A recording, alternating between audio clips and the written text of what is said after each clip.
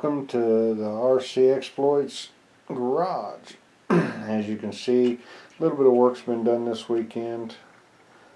Primarily some lights and such on the Toyota. And I'm not going to, although I'm not going to do anything, there are some modifications that were done to the wife's Komodo.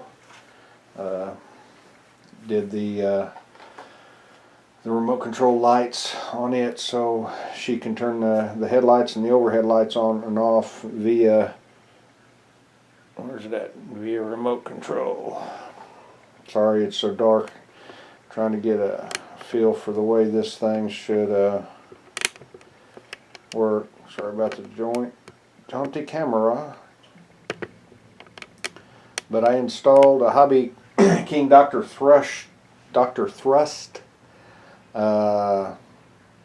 light kit on the Komodo. And then on this one I did a relay switch. That way I can run the 3S LiPo and I can run the light bars here. There you go.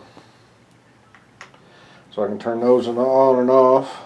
As soon as I decide on a 4-channel or 5-channel radio, then I can upgrade from the Turnigy, the GTX3, which has only got 3 channels.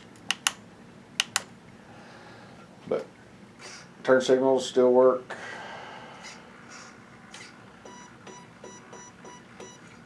But that's all I was going to show you was that. Ta-da. Also added a little antenna. I've been watching some Australian Outland drivers, and they seem to have this antenna on the front of their truck. So I found one. It looked to fit the part, so little scale goodness there. Not that it does much of anything. Yeah, there you go. Better picture. Blind you with some light. It's kind of addictive little thing there. Back the other way. There's a scale garage.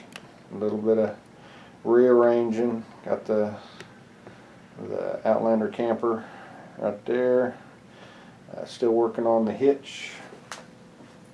My crazy little all-direction hitch.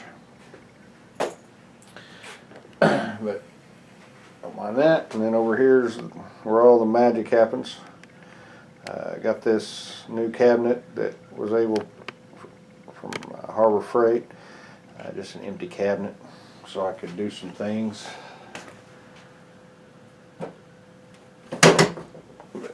there you go. Charging stations over there, really can't see it. And grandfather clock in the background. That's where all the magic happens. Alright, thanks for watching guys, and get out and have fun with the RC hobby.